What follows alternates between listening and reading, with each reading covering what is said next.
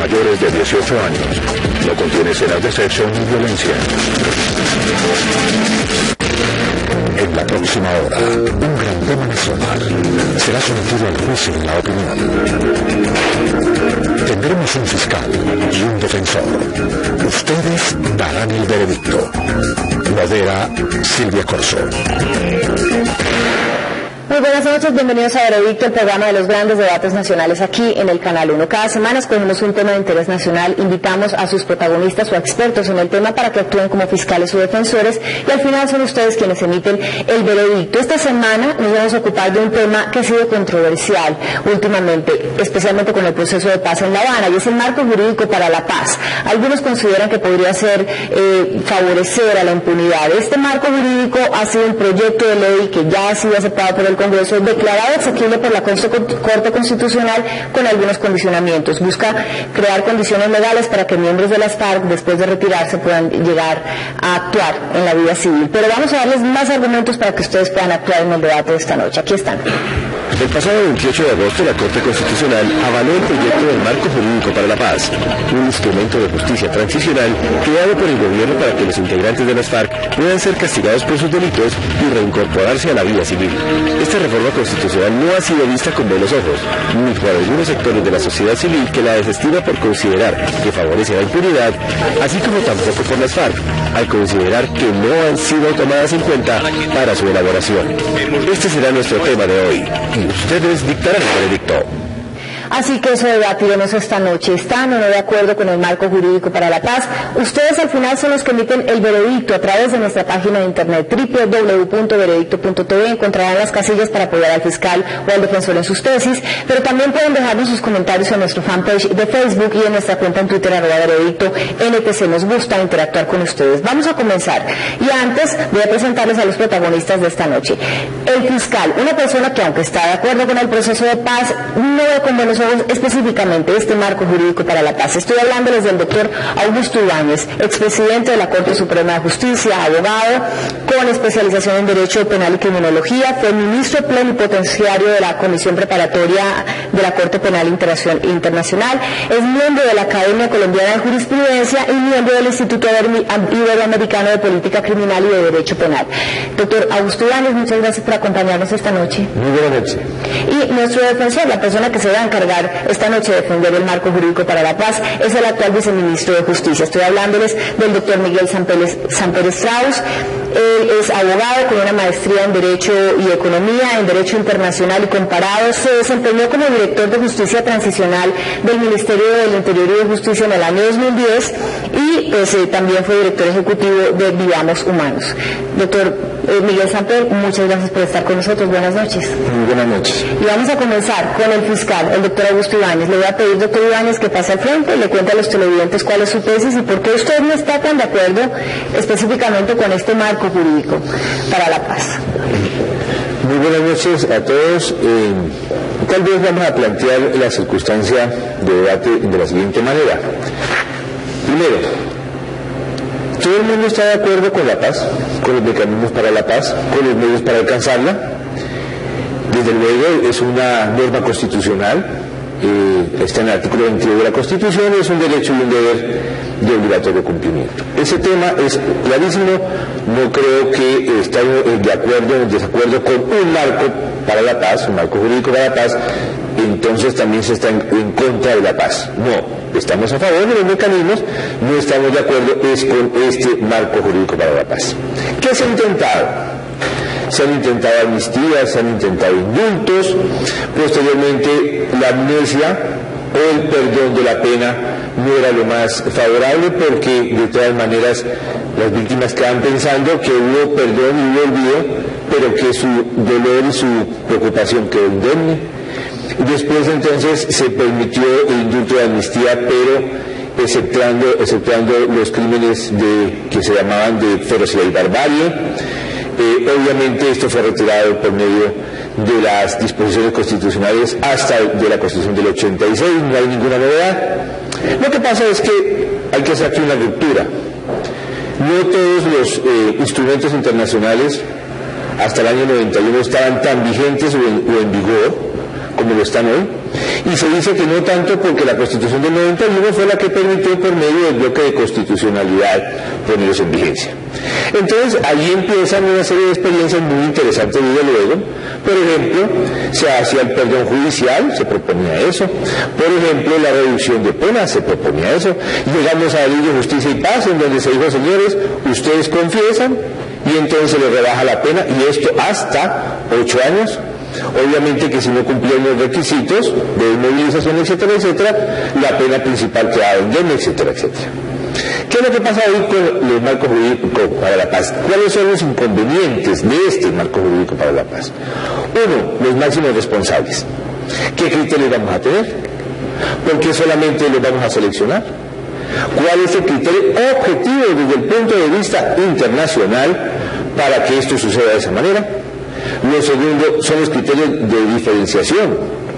Entonces, ¿por qué no hacemos lo mismo con la guerrilla que con los militares, que también se acepta cometieron algunos delitos, algunos crímenes? Yo creo, o alguna tendencia cree, que debe ser de una especie de igualdad, porque desde el punto de vista convencional, tanto unos como otros son iguales. Tercero, tenemos que mirar con mucho énfasis lo que se llama la fórmula internacional de la complementariedad positiva. ¿Que en qué consiste?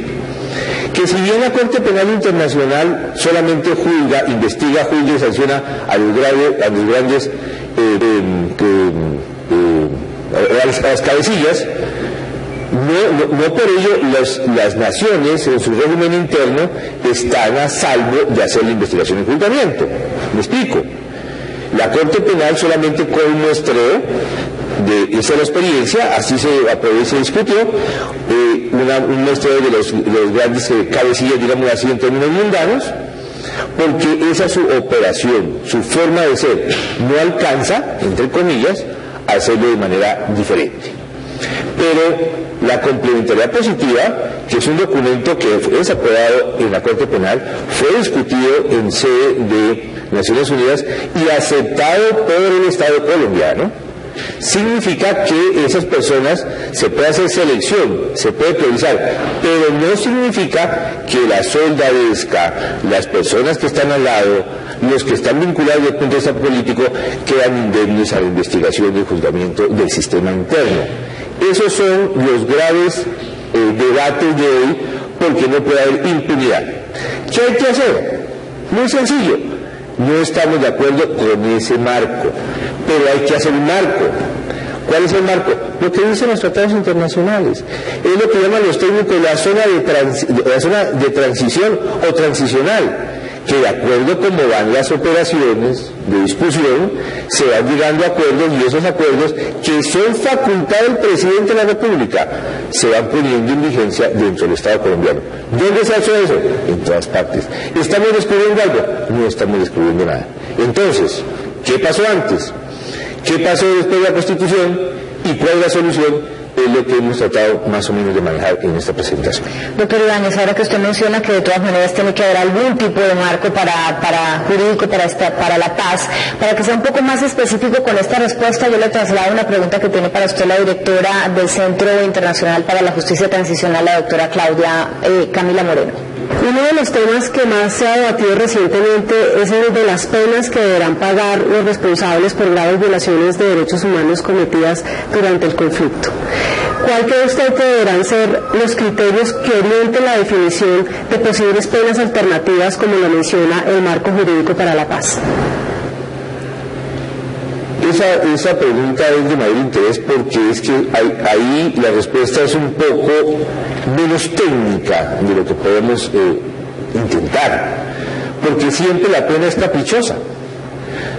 Hay una teoría de la pena, desde luego, hay unos factores que permiten el establecimiento de la pena, pero dentro de la teoría del delito, lo más frágil que hay que observar es la teoría de la pena. La vez pasada el Congreso, con buen criterio, dijo que hasta 8 años.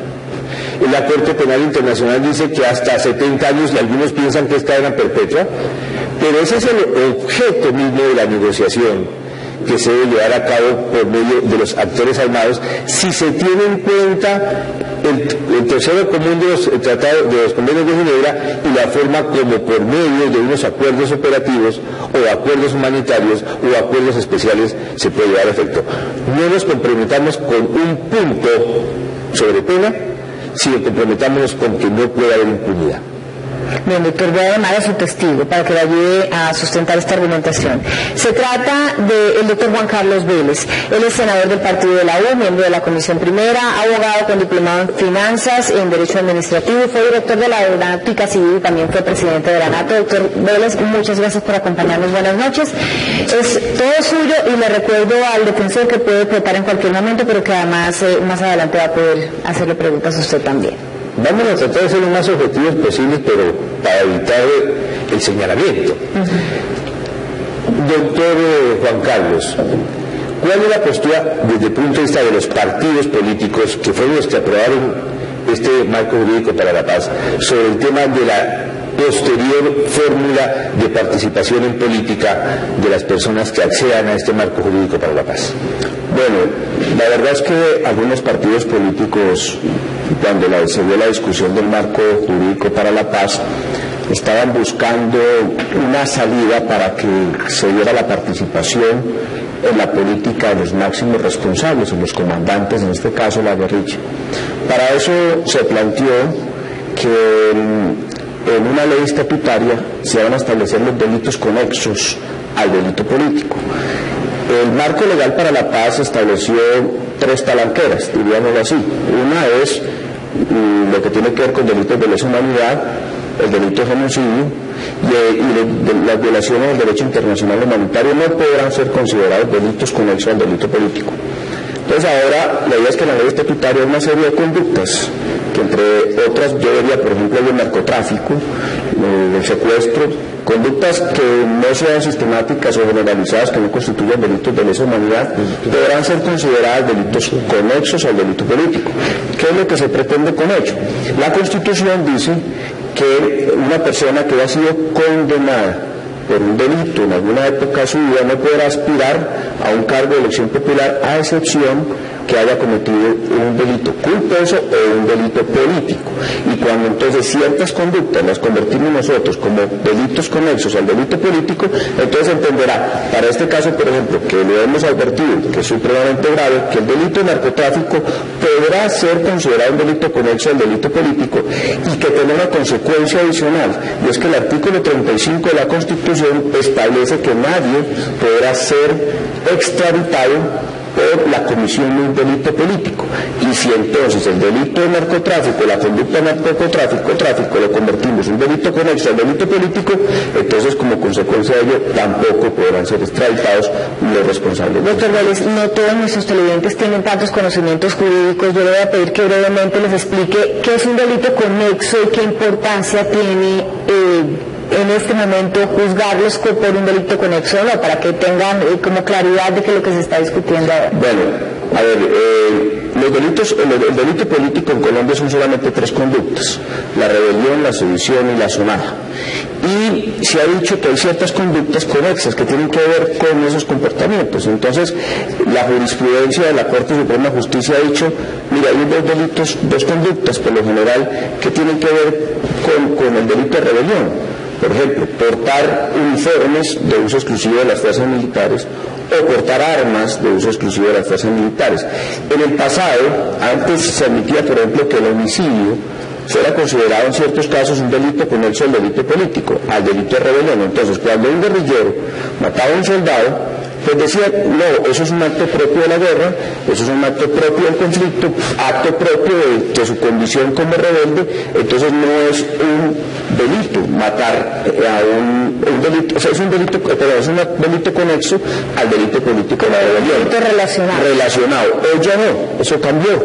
Entonces, ahora lo que se pretende en el marco jurídico para la paz es establecer un listado de conductas, una relación de conductas nuevas que a criterio del legislador, es decir, del Congreso de la República en su momento, tendrán relación con el delito político, entonces por eso habrá casos como el secuestro, como el caso del homicidio de soldados y policías, seguramente el narcotráfico, que entonces dirán en su momento que es que esas conductas pues son propias de la rebelión, y por eso entonces estas personas pues no podrán de pronto no ir a la cárcel, y adicionalmente algunas de esas personas podrán ser elegidas. No conocemos realmente el contenido de la sentencia de la Corte Constitucional, pero se han publicado dos comunicados de prensa, uno como adendo del otro, bueno, en fin, es un tema bastante complejo desde el punto de vista técnico, pero leyendo esos comunicados usted queda en la satisfacción, queda en la tranquilidad que realmente sí se acerca más a la postura que se tenía cuando ustedes estaban tramitando la reforma constitucional del Congreso. Claro, por supuesto, yo quedé muy satisfecho porque en última la Corte Constitucional nos dio la razón después de la discusión y el debate que vimos en el Congreso. Nosotros advertíamos que era un pilar fundamental, o que se ha convertido en un pilar fundamental de todo este proceso, el Estatuto de Roma. El Estatuto de Roma fue firmado, fue acordado en el año 98, en Colombia fue incorporado a la legislación. De hecho, usted, doctor, tuvo mucho que ver como el que lideró ese proceso cuando en el año 2002 fue incorporada a nuestra legislación, y se dio un plazo hasta el 2008 para que entrara en vigencia, y más aún ahora la Corte Constitucional a través de un fallo ha dicho que algunos de sus artículos hoy hacen parte del bloque de constitucionalidad. Entonces, ese comunicado de prensa, el segundo, que es el que se dio la semana anterior, ese comunicado aclaró nuestra preocupación en el sentido que las personas que hayan cometido delitos de lesa humanidad, el delito de genocidio o graves violaciones al derecho internacional humanitario, a esas personas no se les podrá suspender la condena como lo establece el marco jurídico para la paz. Esto es de acuerdo a lo que hoy establece el Estatuto de Roma. Bien, doctor Ibáñez, muchas gracias. Señor defensor, doctor Miguel Samper, tiene la oportunidad de interrogar al testigo de la Fiscalía. Doctor Vélez, buenas noches. Doctor Vélez, solo para contextualizar y para iniciar esta contrapunteo, digámoslo de alguna manera, ¿cree usted en la salida negociada del conflicto armado? Sí, y que quede claro, nosotros nos han catalogado como los enemigos de la paz, no. Todos los colombianos queremos la paz, y todos los colombianos, la gran mayoría obviamente, creemos que a través de un proceso de negociación se puede lograr la paz, o un proceso de negociación de llegar a la terminación para lo que algunos consideran un conflicto. Nosotros estamos de acuerdo.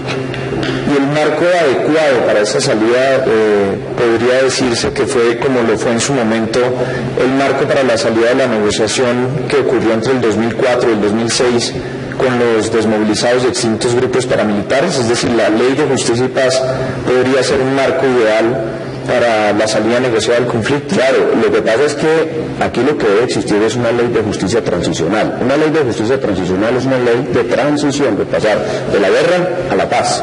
Y por eso existe una ley de justicia transicional. Por eso existió la Ley de Justicia y Paz, que ya no rige. Y el marco jurídico para la paz dice claramente que debe haber una ley de justicia transicional. Claro, nosotros consideramos, como bien dice el doctor Ibáñez, que puede existir unas penas diferentes, porque en el momento de hacer la confesión, de decir la verdad, de confesar sus delitos, pues obviamente cualquier ciudadano en Colombia que haya cometido un delito, por el hecho de confesar, tiene una rebaja en la pena. Entonces, obviamente, bajo ciertas condiciones, nosotros creemos que debe de pronto existir unas penas alternativas diferentes, pero obviamente, basado en el Estatuto de Roma, quien haya cometido delitos de lesa humanidad tendrá que ir a la cárcel. Después de 8 años de aplicación de Justicia y Paz, ¿sabe usted cuántas sentencias condenatorias tenemos en la actualidad? Sí, yo le digo, son 14 sentencias al día de hoy, pero en este momento existen 1.800 personas procesadas. Según la Fiscalía, y según me lo dijeron algunos fiscales de Justicia y Paz, en los próximos meses, 3-4 meses, pueden llegar a salir unas 100 o 150 sentencias. Esas 12 sentencias, doctor Vélez, esas 14 sentencias, perdón, tienen en promedio cada una de a 400 hechos imputados para los máximos responsables de los grupos paramilitares. Si tenemos en cuenta que se han confesado cerca de 400.000 hechos dentro del proceso de justicia y paz, ¿cuánto creo que nos demoraríamos aplicando esa estrategia de investigar hecho por hecho dentro de justicia y paz para juzgar todos los hechos cometidos? Mire, aquí había un sofisma en el sentido de decir que la ley de justicia y paz no opera precisamente por lo que usted dice, y que pensar en una ley de justicia transicional para la reincorporación de los guerrilleros pues va a generar los mismos problemas y el mismo caos de la ley de justicia y paz. La verdad es que ese criterio ha servido para hablar entonces de los máximos responsables y para el criterio de selección que se establece para el fiscal general, y que solamente entonces basado en eso puede investigar algunos delitos cometidos por los máximos responsables que dice el marco jurídico para la paz, y que todo eso haría que otras conductas relacionadas con la violación a los derechos humanos, es decir, delitos de lesa humanidad, no sean investigadas. La Corte Constitucional lo dijo claramente en el fallo. Absolutamente todas las conductas que estén relacionadas con la comisión de delitos de lesa humanidad tendrán que ser investigadas y sancionadas donde se demuestre la responsabilidad de los autores de esas conductas. Eso entonces significa que tenemos que mirar a ver en la ley estatutaria que va a reglamentar el marco jurídico para la paz cómo vamos a hacer para cumplir con la orden que dio la Corte Constitucional. Doctor Vélez, gracias. También al doctor Samper. Ahora lo escuchamos próximamente después de este segmento con su argumentación y su posición. A los dos, muchas gracias. Pues ustedes ya saben cuál es la posición de la Fiscalía en este caso. Se puede resumir, entre otras cosas, en que lo que dice el fiscal es que no se puede, el Estado no puede renunciar a investigar los delitos de lesa humanidad y que para eso debería acogerse a los tratados internacionales. Empiecen a votar a través de nuestra página de internet www.veredicto.tv, en la casilla que apoya al defensor o al fiscal, pero también vemos sus comentarios en Facebook y en nuestra cuenta en Twitter @veredicto_NTC. Estamos en Veredicto y regresamos en minutos.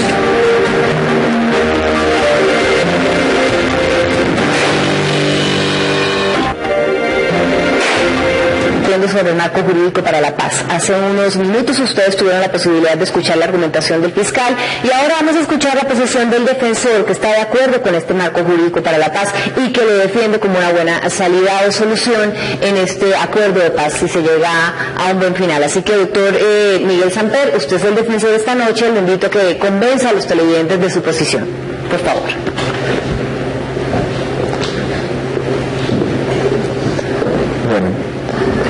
En todo esquema de justicia transicional que se han diseñado en diversas latitudes y en todas las partes del mundo donde intentan salir de una situación de conflicto armado a una estabilización democrática o de un régimen de represión, como lo puede ser una dictadura, también a una estabilización de la democracia, lo que se busca es implementar una serie de medidas que no pueden ser aisladas, sino que tienen que conducir todas precisamente a esa voluntad política del pueblo de hacer la paz y de lograr que ésta perdure en el tiempo.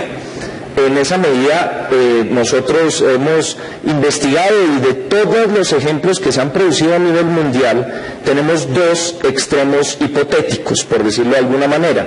En un lado está la judicialización completa de todos y cada uno de los crímenes y el envío a la cárcel de todos los que cometieron una violación de derechos humanos por el tiempo que produzca la legislación penal. En el otro extremo tenemos amnistía, olvido absoluto, es decir, vamos a pasar la página para mirar al frente y no nos vamos a acordar del pasado. Ninguno, y esto quiero que quede muy claro, ninguno de los dos extremos se ha producido en ninguna parte del mundo. Pero en el medio hay una infinidad de posibilidades en donde cada país debe confeccionar ese vestido, ese traje de transición que le permite afrontar un pasado nefasto de violaciones graves y manifiestas a los derechos humanos. Mucho se ha confundido, o querido confundir a propósito, la justicia transicional con un marco de impunidad. Las medidas judiciales son solo una de las pequeñas partes de la justicia transicional. De hecho, las medidas judiciales penales, si se va a la cárcel o no, si hay ciertos beneficios o no, son solo una pequeña parte de este subgrupo de medidas.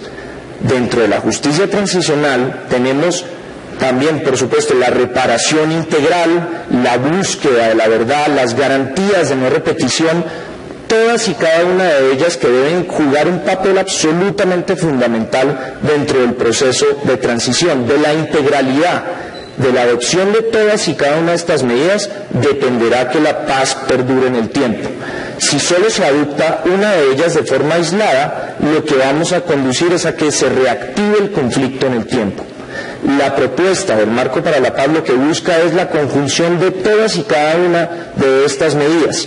Lo que busca es que si se van a adoptar medidas de justicia transicional, se cree, por ejemplo, una comisión de la verdad, se adopten medidas de reparación integral a las víctimas y se adopten medidas de garantías de no repetición que van desde la derogatoria de leyes, pasando por purgas al interior de las entidades públicas de aquellos funcionarios que permitieron este tipo de violaciones y que pueden concluir con manuales educativos para toda la población civil, pero que hacen parte todas de estas garantías de no repetición y que deben jugar un papel fundamental.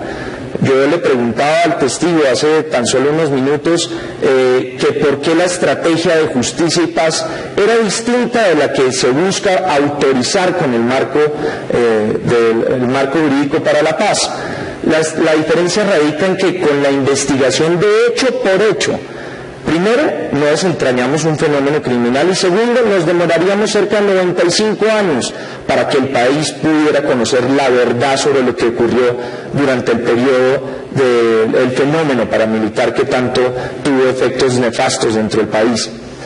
Apoyar el marco jurídico para la paz es también apoyar, por supuesto, una salida política a la confrontación armada y este diseño en concreto, como lo veremos en el transcurso de lo que queda del programa, es precisamente esa fórmula ideal que juega con todos los factores para lograr que nosotros podamos hacer una transición pacífica a un estado en donde no nos sigamos matando por conflictos sociales y no nos sigamos matando como colombianos simplemente por problemas de convivencia.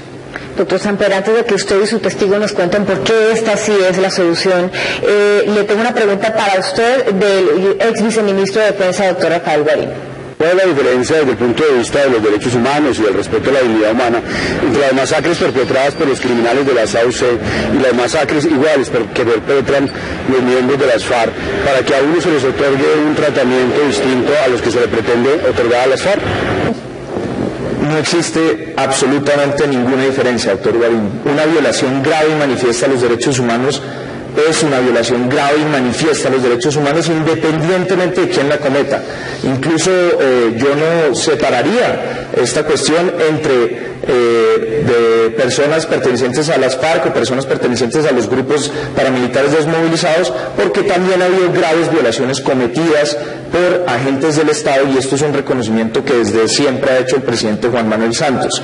Por eso es que el tratamiento no tiene que ser distinto, sino tiene que haber castigos para los crímenes internacionales que se cometan en el marco del conflicto armado y lo que no podemos nosotros es tratar de ser profetas de lo que no ha ocurrido y pretender que ya tomamos la decisión y que el país ya conoce cómo se va a reglamentar el marco para la paz. Bien, voy a llamar a su testigo, doctor Miguel Samper. Es el doctor Alfonso Prada, representante de la Cámara, presidente y vocero del Partido Verde, abogado con especialización en Derecho Constitucional, Filosofía del Derecho, Teoría Jurídica, profesor universitario, fue concejal de Bogotá y director distrital del Partido Verde en Bogotá en febrero del 2011. Doctor Prada, muy buenas noches. Esto es suyo, lo tiene para que haga las preguntas que considere pertinentes y ya sabe, el señor fiscal lo va a interrogar más adelante. Doctor Prada, muy buenas noches. Buenas noches. La primera pregunta sería, ¿cómo garantizar que esto no conduce, que este marco para la paz no conduce a generar impunidad? Bueno, yo creo que el gran debate alrededor del marco para la paz está dado precisamente por ese tipo de afirmaciones, y es que es un marco diseñado para la impunidad. Lo han intentado señalar todos los opositores, no solamente al marco. Yo creo que es un sofisma de distracción decir que se oponen al marco. El marco es claramente el instrumento que hemos diseñado para poder adelantar con claridad las negociaciones en La Habana con las FARC y eventualmente las negociaciones que esperaría yo están por iniciarse con el ELN. ¿Por qué no hay impunidad? Porque el mismo marco requiere que para podérsele aplicar cualquier tipo de justicia, porque, decía yo, no va a haber impunidad en ese escenario, porque el propio marco, es decir, la Constitución política, señala hoy que va a haber pena. Segundo, señala también que esas penas van a ser definidas mediante una ley estatutaria en la que dentro del debate en el Congreso vamos a establecerlas. Tercero, la propia Corte Constitucional ya avaló que aquí no hay una generación ni de amnistía ni de indulto, sino un tratamiento de justicia transicional para esas personas. Y finalmente, va a haber necesariamente, para quien quiera que se le adjudique ese marco, va a tener que darse unas condiciones. ¿Cuáles condiciones? Uno, que reconozca a las víctimas de sus comportamientos, que repare las víctimas de sus comportamientos, que se desmovilice, que entregue las armas, que cuente la verdad, que devuelva a los secuestrados. Es decir, la compensación que estamos exigiendo garantiza efectivamente que le damos prioridad a las víctimas sin renunciar a la investigación penal y teniendo la posibilidad clara de que haya consecuencias para esos actos nefastos que en el derecho internacional y todos los habitantes del planeta censuramos, como esas masacres aterradoras, como esa forma de violentar gravemente los derechos humanos en el planeta. Doctor Prada, el testigo de la Fiscalía mencionaba hace solo un momento que la Corte Constitucional le dio la razón a los opositores del marco para la paz. ¿Usted qué opina sobre eso? Pues si le hubiera dado la razón a los opositores, pues hubiera declarado la inconstitucionalidad del marco para la paz, porque lo que dijeron era que era inconstitucional, que violaba el bloque de constitucionalidad, que ahí lo que había era un marco de impunidad. Así se refirieron en el Congreso, así se refirieron en la audiencia pública ante todos los colombianos, y la Corte les ha respondido, pero no les respondió como ellos reivindican hoy diciendo que es que les dieron la razón porque ese marco es de impunidad. No, lo hubiera declarado inconstitucional. La Corte lo que ha dicho, sin que, como lo señaló muy bien el señor fiscal, expresidente de la Corte Suprema, conozcamos hoy plenamente el contenido del fallo, la Corte en concreto dijo: ese marco es constitucional, no sustituye la Constitución y es un instrumento apto, absolutamente bien diseñado para lograr la paz en Colombia sin sacrificar los derechos de las víctimas. Vamos caminando por el camino correcto. Un argumento constante, una preocupación recurrente es frente a los crímenes internacionales. Los mencionaba también el señor fiscal en el sentido de decir, bueno, ¿qué pasa con los genocidios? ¿Qué pasa con los delitos de lesa humanidad? ¿Qué pasa también con los crímenes de guerra? ¿Cómo le da un tratamiento el marco a este tipo de crímenes? Yo creo que hay que decir dos cosas sobre esa pregunta. La primera es que el propio marco para la paz diseña de tal manera el compromiso del Estado de investigar ese tipo de comportamientos censurados en el derecho internacional que nos obliga a investigarlos. Y se redacta de tal manera que dice: sin perjuicio de la investigación total de este tipo de delitos, debemos buscar la manera de que los responsables de esos delitos oprobiosos de los que ha sido víctima Colombia ante el pueblo colombiano no se queden sin sanción, no se queden sin investigación y sin sanción. De tal manera que nos ubicamos dentro del marco del derecho internacional. Es el primer tema. El segundo tema es el anuncio del presidente que en los próximos días arranca para Nueva York a hacer una intervención ante Naciones Unidas para reclamar del planeta entero solidaridad con el proceso colombiano. Hemos tenido solidaridad hasta del Papa, del presidente de los Estados Unidos, de los presidentes de toda la región andina de Latinoamérica, pero yo creo que hay que fijar una posición también en el derecho internacional desde las Naciones Unidas, tanto para la Corte Penal Internacional, para su fiscal que mandó una carta a la Corte Constitucional diciéndoles: Colombia Así como lo hicimos recientemente con La Haya y con el fenómeno de Nicaragua, Colombia tiene derecho a plantear su propia estrategia para salir a buscar su paz. Esta paz no se puede imponer ni desde La Haya ni desde la Corte Penal Internacional. ¿Qué es lo que tenemos que hacer? Ser respetuosos de nuestra constitución política, respetar las víctimas y garantizar que va a haber justicia en este panorama. Pero lo que no podemos es quedar dependiendo de que personas del extranjero, cortes, nos intenten imponer un marco diferente a la realidad de lo que nosotros los colombianos hemos diseñado como el camino de la paz. Doctor, hace un momento usted decía que a las personas de la guerrilla se les tiene que dar un tratamiento penal distinto a los delincuentes comunes. ¿Usted podría explicarnos cuál sería y por qué? Sí, básicamente me refiero a lo siguiente, un poco para ser gráfico, tenemos sentados a unos guerrilleros en La Habana negociando con ellos. La pregunta que uno le hace a los colombianos es, ¿ustedes realmente creen que los señores de las FARC van a firmar un acuerdo final, se van a desmovilizar, van a entregar las armas, van a reconocer y reparar a las víctimas del conflicto y al otro día vienen y se entregan para meterse en la picota durante 50 años? Lo que ha dicho la Corte Constitucional, y dijimos en el marco, es aquí hay una tensión entre la justicia que reclama el pueblo colombiano contra ellos y la necesidad de la paz. Hemos señalado que por lograr la paz hay que bajar un poco las penas, hay que bajar un poco la drasticidad de la justicia en términos ordinarios y hacer un diseño transicional que permita un tratamiento más benigno, sin que sea impunidad, pero que nos permita finalmente llegar a la paz. Bien, doctor Samper, gracias, porque ya es tiempo de que el fiscal contrainterrogue a su testigo, así que doctor Ibáñez, adelante.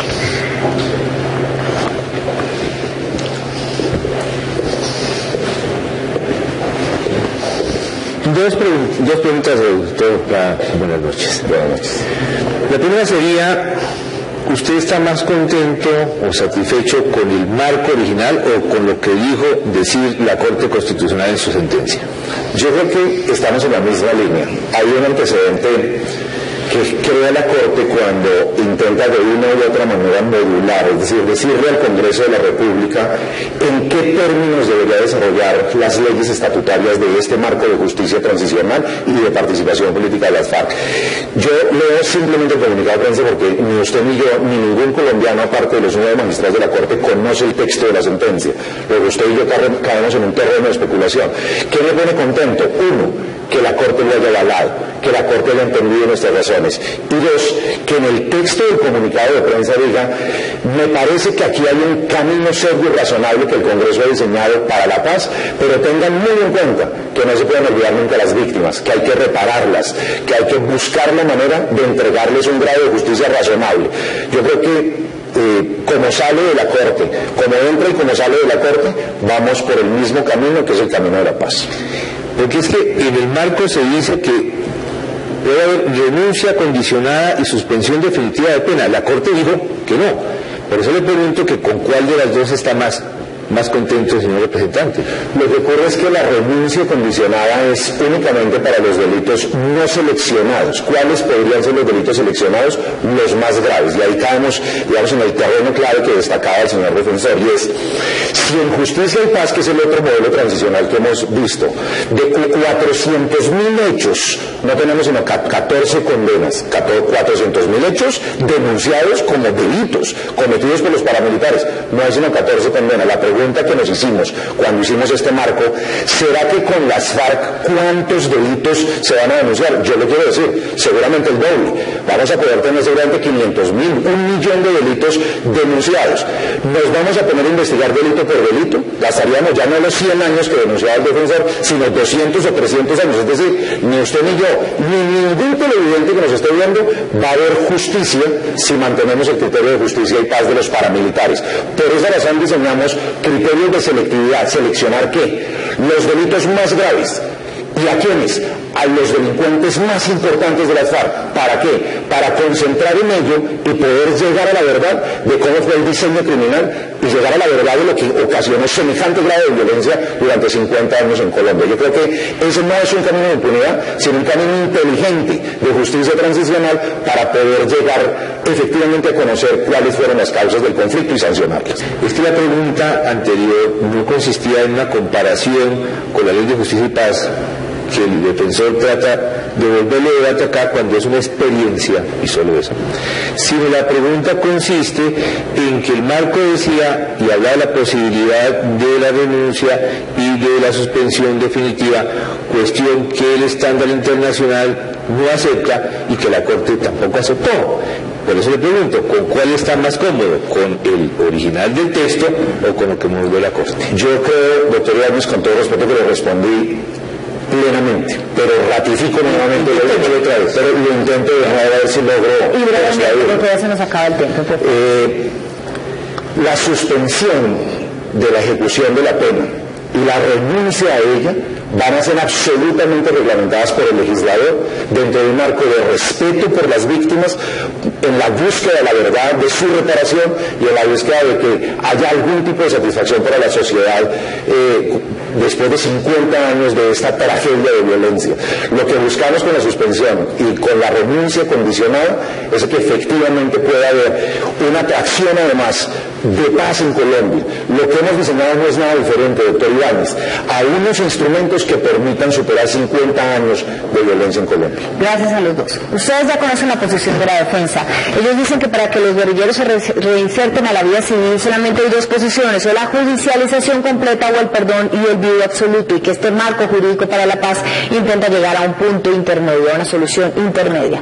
Voten o por nuestro fiscal y defensor en nuestra página de internet www.veredicto.tv y entreguen sus comentarios en nuestro fanpage de Facebook y en nuestra cuenta en Twitter @veredicto_NTC. Regresamos en unos segundos.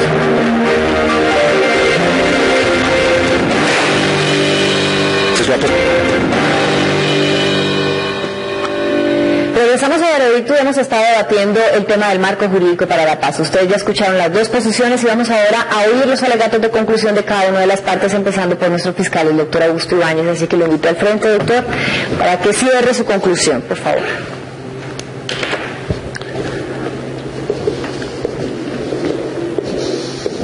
Bueno, lo primero es resaltar la posibilidad de un debate que es un tema tan dificultoso, porque realmente hay mucho tema técnico ahí, pero que se trató por todos los medios de ser lo más elemental y, digamos, mundano. Lo que yo no entendí en la defensa, que era lo que se estaba defendiendo por él, si era el marco original o lo que dijo la Corte. Porque si es lo que dijo la Corte Constitucional, pues es muy equiparable, muy cercano a lo que la crítica o la Fiscalía está haciendo. Estamos diciendo no impunidad, estamos diciendo no renuncias, estamos diciendo estándares internacionales cumplidos. Lo segundo que hay que advertir es que la negociación política sobre un proceso de paz es política, pero no hay que olvidar que esa negociación política tiene contenidos jurídicos, y no por hacer una paz que se puede decir a la colombiana, cuestión que me parece espectacular que toda la imaginación salte, vamos a romper convenios internacionales o compromisos internacionales o abrir la puerta a la Corte Penal Internacional. No se trata de no estar de acuerdo con la paz, se trata de buscar los mecanismos que estén avenidos con los compromisos internacionales de Colombia, que siempre Colombia ha tratado y ha honrado, y que ahora se buscan algunos mecanismos para no hacerlo suficiente. Doctor Ibáñez, gracias. Es su turno, señor defensor, doctor Miguel Samperra.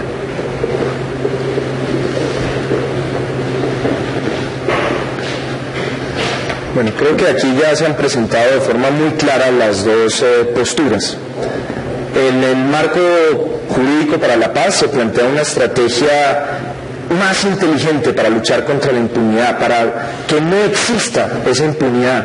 Lo que estamos buscando es que si el país quiere hacer tránsito hacia esa paz tan anhelada por todos los colombianos, lo hagamos garantizando plenamente los derechos de las víctimas en un esquema integral en donde la sociedad, las víctimas, todos podamos conocer la verdad de lo ocurrido, haya una medida de justicia que sea estratégica para descubrir ese fenómeno, por qué ocurrieron los fenómenos, en dónde tomaron su apoyo y su sustento tanto económico como político, hasta dónde permearon esas redes, y también por supuesto para garantizar que hay una reparación plena y efectiva para los 5 millones de colombianos que han sufrido en carne propia el conflicto armado. No les quepa la menor duda, estamos buscando con esto conseguir la paz en Colombia. Estamos buscando con esto decirle a las futuras generaciones que ellos sí van a poder estar viviendo en un país en donde no hay confrontación armada, que ellos sí van a poder vivir en un país en donde la guerrilla no azota las ciudades, el campo colombiano, en donde la inversión extranjera va a poder tener la certeza que no estamos matándonos entre colombianos y en donde todos vamos a poder mirar hacia el pasado para no volver a cometer esos errores en el presente y que no determinen nuestro accionar en el futuro. No les quepa la menor duda, la justicia transicional y el marco para la paz no es que sea una de las salidas, es la única salida que hay de este conflicto armado. Doctor Samper, muchas gracias, pues las partes ya no hablarán más, ahora es el turno de ustedes a través de nuestra página de internet www.veredicto.tv. Voten y en instantes conocemos su veredicto.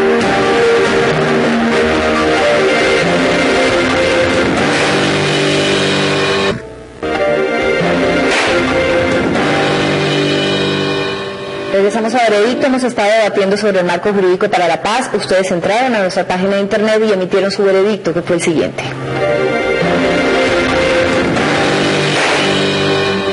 Este es su veredicto. Gana la defensa, doctor Miguel Samper Strauss, con un 89%.